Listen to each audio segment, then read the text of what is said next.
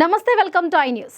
నేరస్తులను పట్టుకోవడానికి ప్రపంచవ్యాప్తంగా పోలీసులు అత్యాధునిక కార్లను, బైక్లను ఉపయోగిస్తారు.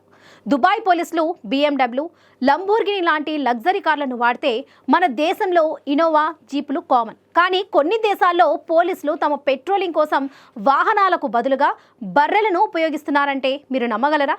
వినడానికి వింతగా ఉన్నా ఇది నిజం. ఇంతకీ బర్రెలపై పెట్రోలింగ్ చేసే ఈ విచిత్ర పోలీస్ దళం ఎక్కడిది? వారి బఫెలో సోల్జర్స్ కదేంటో తెలుసుకుందాం.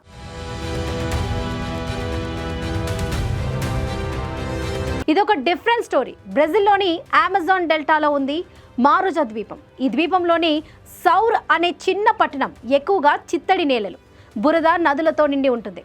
ఇక్కడ రోడ్లపై కార్లు నడవడం బిగ్ టాస్క్. నడవాలంటే చాలా ఇబ్బంది. అందుకే ఇక్కడి పోలీసులు వాహనాలకు బదులుగా బర్రెలపై కూర్చొని పెట్రోలింగ్ చేస్తారు. సైజులో మారుజా ద్వీపం దాదాపు స్విట్జర్లాండ్ అంత పెద్దది. కానీ నేలలు మాత్రం తడిగా, బురదమయంగా ఉంటాయి. వర్షాకాలంలో సిచ్యువేషన్ మరింత దారుణం. ఈ కఠినమైన వాతావరణాన్ని తట్టుకొని నడపడానికి నీటి బర్రెలు మాత్రమే సరిపోతాయి. బలంగా ఉండే ఈ బర్రెలు బురద, గుంటలు, నీళ్లు అని తేడా లేకుండా పోలీసులను ముందుకు నడిపిస్తాయి. 1990ల నుంచి సౌర్ పోలీసులు ఈ బర్రెల పవర్ ను ఉపయోగిస్తున్నారు. బర్రెలపై గస్తీ కాసే ఈ పోలీసులను బఫెలో సోల్జర్స్ అని పిలుస్తారు. That is the name.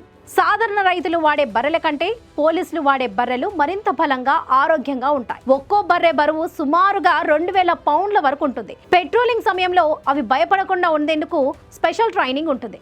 Police స్టేషన్లోనే ఈ బర్రెల కోసం లగ్జరీ సౌకర్యాలతో కూడిన ప్రత్యేక స్థలం ఉంటుంది. షాకింగ్ ఫ్యాక్ట్ ఏంటంటే ఈ మారుజా ద్వీపంలో మనుషుల కంటే బర్రెలే ఎక్కువ. సుమారు 5 లక్షల బర్రెలు అక్కడ ఉన్నాయి. ఇది కేవలం పోలీస్ డ్యూటీకే కాదు, రైతుల వ్యవసాయంలో కూడా, సరుకుల రవాణాలో కూడా కీలక పాత్ర పోషిస్తాయి. స్థానిక పండుగలలో కూడా మన సదరుత్సవం లాగా వీటిని స్పెషల్గా ప్రదర్శిస్తారు. వాహనాలు నడవలేని ప్రాంతాల్లో ట్రాన్స్పోర్టేషన్ కోసం నేచర్ అందించిన పవర్ఫుల్ సొల్యూషన్ ఈ బర్రెలు.